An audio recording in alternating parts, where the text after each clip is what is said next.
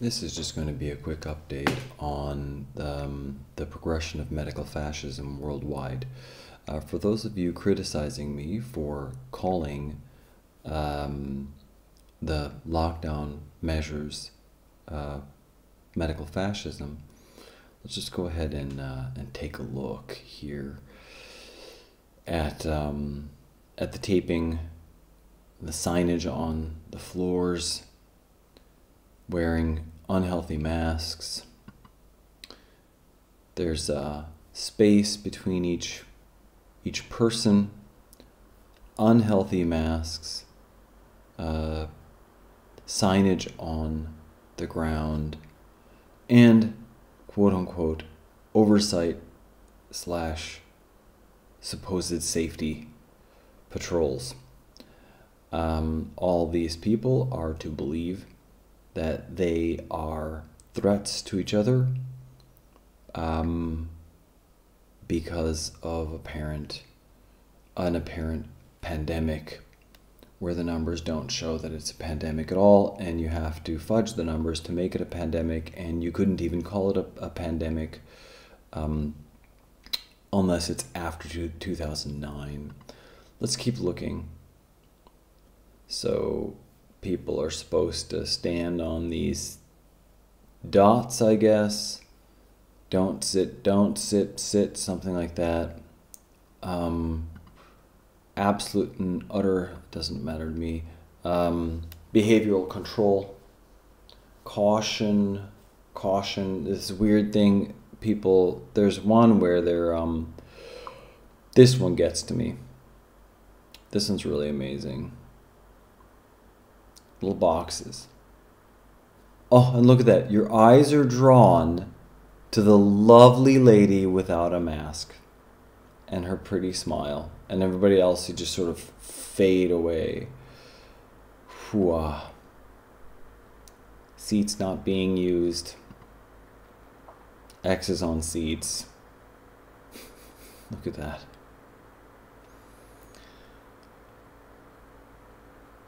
Oh my gosh, that's an Ace Hardware? That's in the United States? Ugh.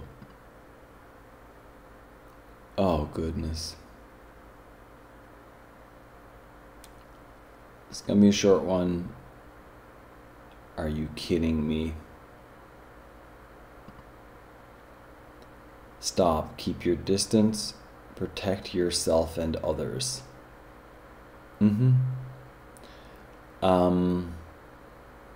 So if you don't think that this is medical fascism, please comment below. Share your reasoning with me as to why this makes any sense at all.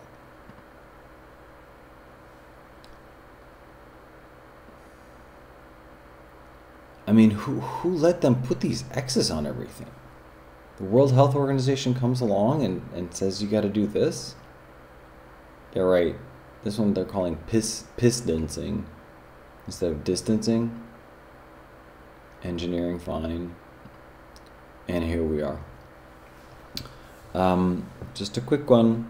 I think that one of the things that's going to be a theme of mine is, you know, if you take a taxi and you tell the taxi driver where you want to go, are you satisfied if the taxi driver, you know, gives you an incredibly bumpy ride, lurching, stops for gas, smokes the whole time, throws food on you, this type of thing? Like, are you allowed to be a satisfied or dissatisfied taxi customer?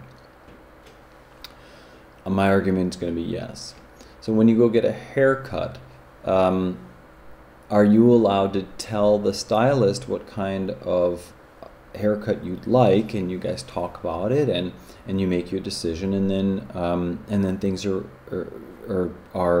done the way that you would like? Or do you go to a hairstylist and say, okay, hairstylist, so we got taxi driver, hairstylist, right?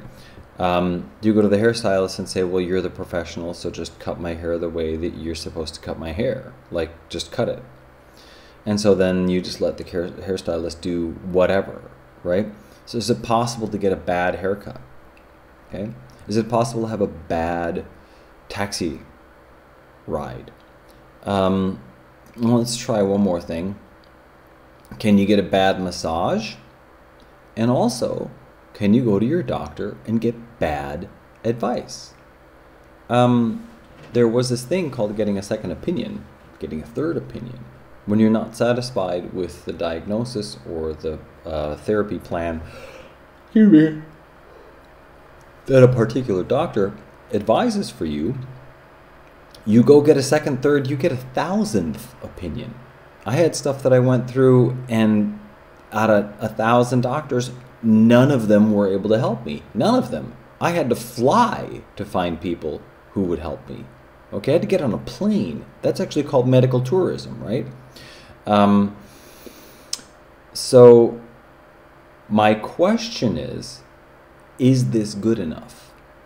If this is what the World Health Organization and certain doctors and certain scientists are selling us, they're saying, hey, look, there's this infection that 99.5% of which of the people who will be infected will experience mild or no symptoms, right? 99.5 will experience mild or no symptoms. Virtue signaling hypnotized maniacs will be like, what about the 0.5%? Of course, we take care of the 0.5% magnificently. But the 99.5% need to be working and need to be productive and need to be helping the 0.5%. It's really not very complicated. And another thing is you don't medicate 100% of the population to help the 0.5% that would actually need care and therapies and treatments and medications and this type of thing. Okay. So, if we were making a purchasing decision, okay, so we are a society. So instead of it's just you as an individual, it's the entire society. And we're making a purchasing decision, okay? One of the purchasing decision factors is there's going to be this new normal. This is what it's going to look like.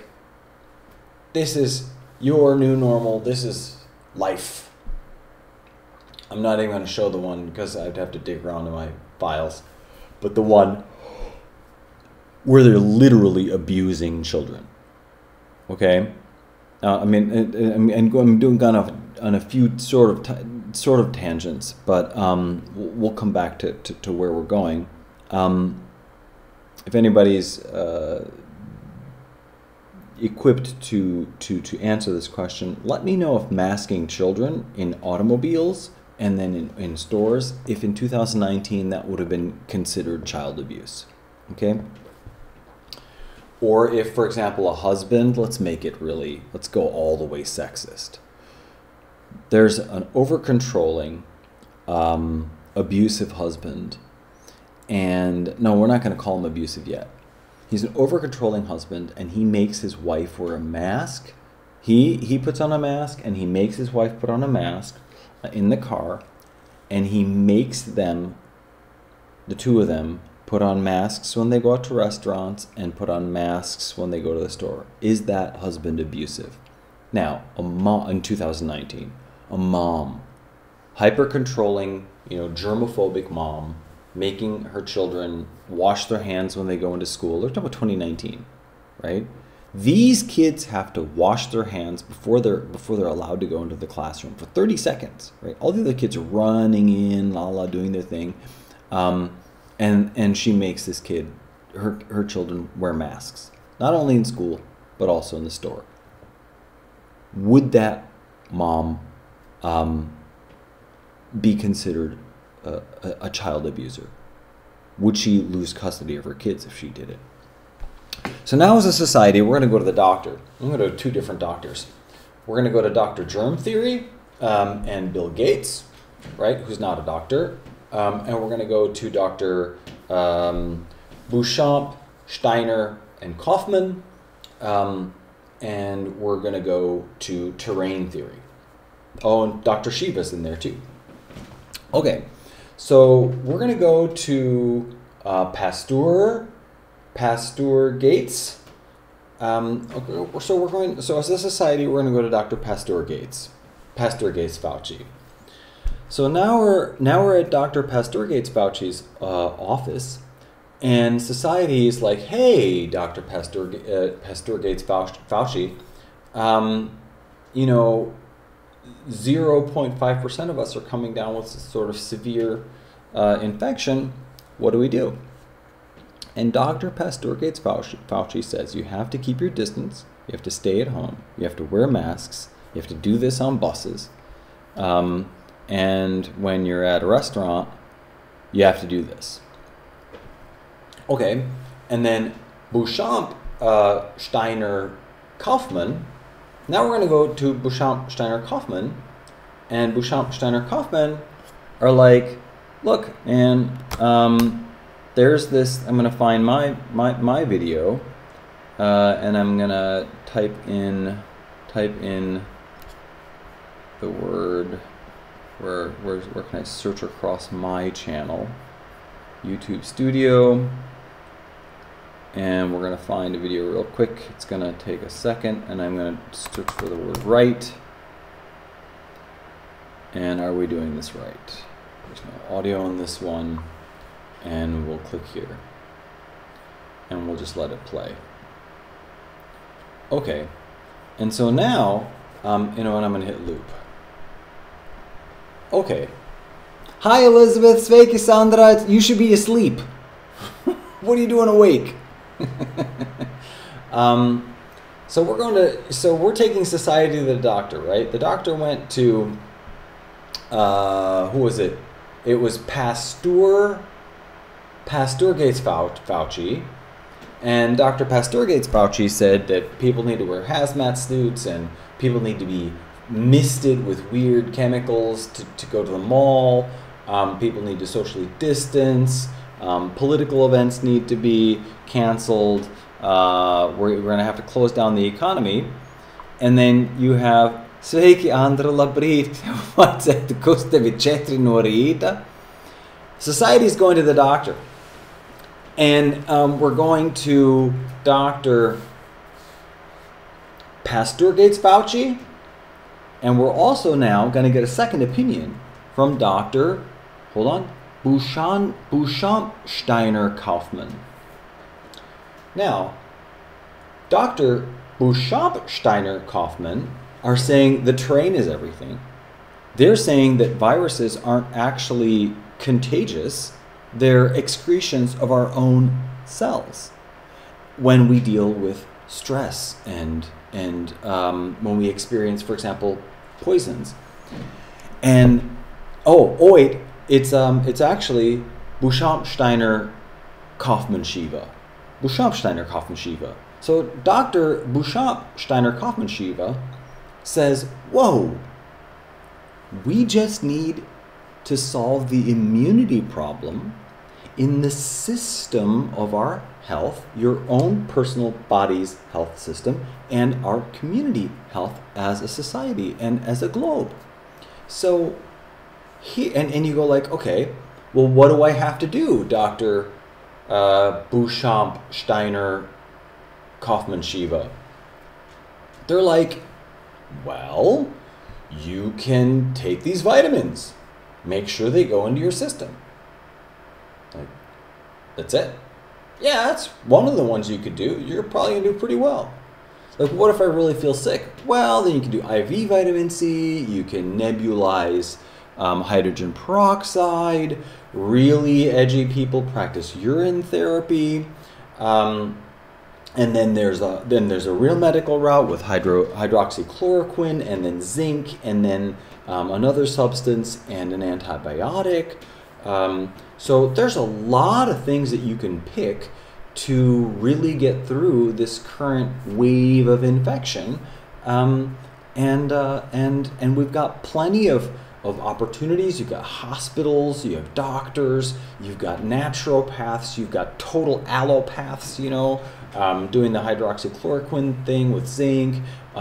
You can pick your own sort of preference regarding how you want to deal with and how you want to boost your own immunity and how you want to get through this sickness. That would be to the 0, and we're going to treat the 0.5% of the people who need treatment, and the 99.5% of the world, the rest of the world, we're going to leave alone. Okay, so which doctor's prescription would you pay money for? I mean, I get it that we're all...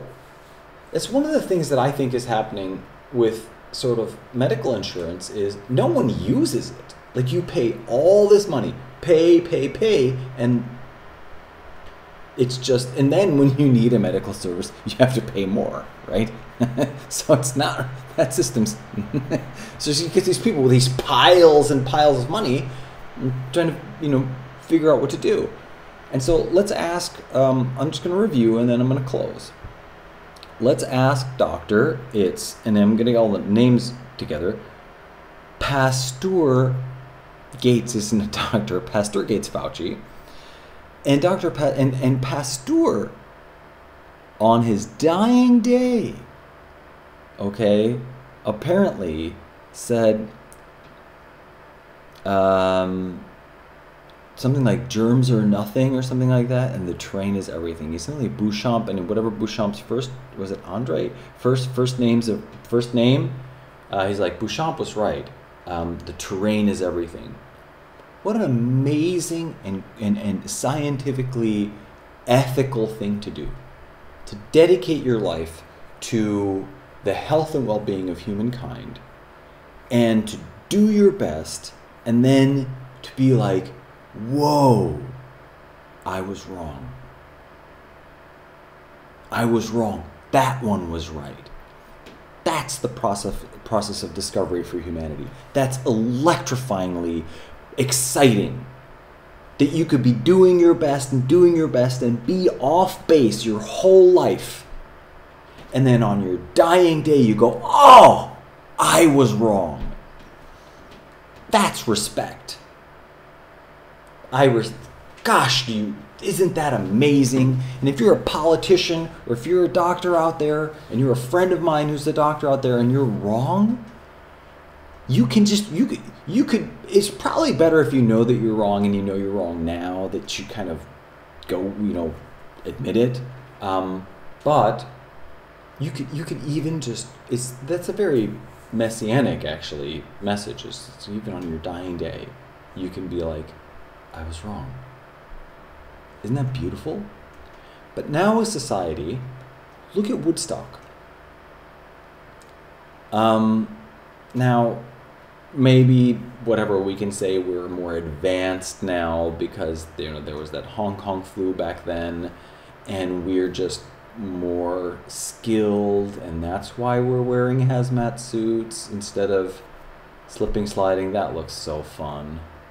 Look at that. That looks so fun.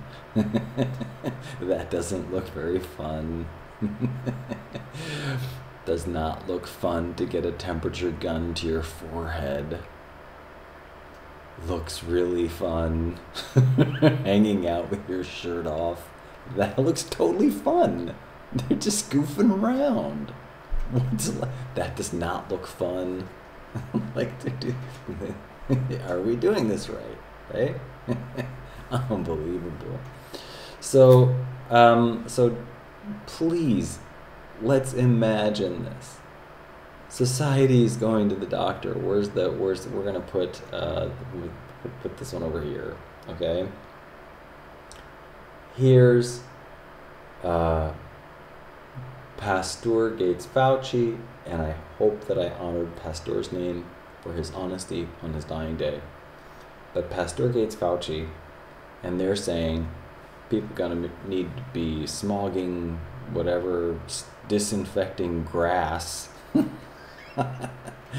You're not gonna be able to do Woodstock. You're not gonna be able to do this. You're not gonna be able to fall in love, but everybody's gonna have to wear masks. They're gonna have to socially distance. and we have to be, we have to abuse our children, consider themselves toxic, teach them that they're toxic to themselves and each other, put children in masks above the age of 2. Oh, goodness, right? So that's the prescription. We all know what the prescription is, right? It's the insane, quote unquote, new abnormal that everybody with, if you have at least half a brain, just reject it. It's medical fascism. Reject it. We're going to do a global fascism fizzle, right? It's just going to fizzle out like a soda pop that you left out too long. Do the fascism fizzle. Fascism fizzle. Gonna fizzle it out. Something like that. That fascism fizzle. Gonna fizzle it out. Gonna do that fascism fizzle. Gonna fizzle it out. Gonna do that fascism fizzle. Gonna fizzle it out. Gonna do that fascism fizzle. Gonna fizzle it out. Gonna do that fascism fizzle. Gonna fizzle it out. Gonna do that fascism fizzle, fizzle, fizzle. Gonna fizzle it out. Gonna do that fascism fizzle. Gonna fizzle it out. So the first opinion is before his dying day, Pasteur Gates Fauci opinion, and the prescription we know. And when we go to the second opinion from Bouchamp and Rudolf Steiner and Andrew Kaufman and Dr. Shiva, they're like, there's a Dr. Buttar, there's a Dr. Mikovits, there's an immunologist Bhakti, there's an immunologist Ioannidis, there's an immunologist Witkowski, something like that. I mean, the names start piling up when you look for this second opinion. Who did I mention? Dr. Kettner I didn't mention. It's like, and Tatianovich comes to mind. Just doctor, and you go to them and they're like, yo, let's look at your family. Okay, you have somebody who's elderly. Let's make sure that they have the appropriate vitamins. How is their heart doing? Let's make sure that we're prepared to do some intravenous vitamin C. If they do wind up with the symptoms, would you be happy with that? I actually have a nebulizer at home. I had to do that. I cured myself of allergies, right? So I can nebulize anything because I have one at home. Why not go with the doctors that empower us to live in a society where we experience healthy normalcy? Why not just go with them? Why not do their suggestions? Everybody boost up your immunity. One of 10 potential effective ways, and choose a way that suits you. I mean, how about that instead of global medical fascism? Okay? How about not just expecting more, but how about saying, we expect more. We demand more from our medical industry, which is a service industry. And we're going to say, this taxi ride is too bumpy. I don't like it. You're not even taking me where I want to go. I don't want to go to new normalcy land. I don't want to go. What else did we do? We had a taxi ride, hairstylist. I'm sorry. You're gonna cut my hair the way I want my hair cut and style it. You can't just color my hair whatever color you want it and put like a weird box on my head or something, or give me I'd like to do a mohawk one of these days. I got enough hair to do a mohawk. It'd be fun to try to make it stand. But I mean, no. I'm gonna go to the hairstylist, get the kind of hairstyle that I want. I go to the massage therapist and I select the massage that I would like. You're giving me the wrong massage. You're giving me the wrong haircut. The taxi ride's too bumpy. I ordered pizza. It's nasty. This is a nasty pizza. Look at that. I can't stand that. That one really gets to me. That gun to the head. I cannot stand that gun to the head. Don't point a gun like that to my head. Don't point a gun like that to my daughter's head. I'm sorry. That makes me that gets me. You know, point a gun like that. Ooh. Actually, I'm 13 minutes late to a meeting. Okay. Bye everybody. Let's reject it. Let's just reject it. Let's get a better deal. I mean, let's do the better thing. Okay. Bye everybody.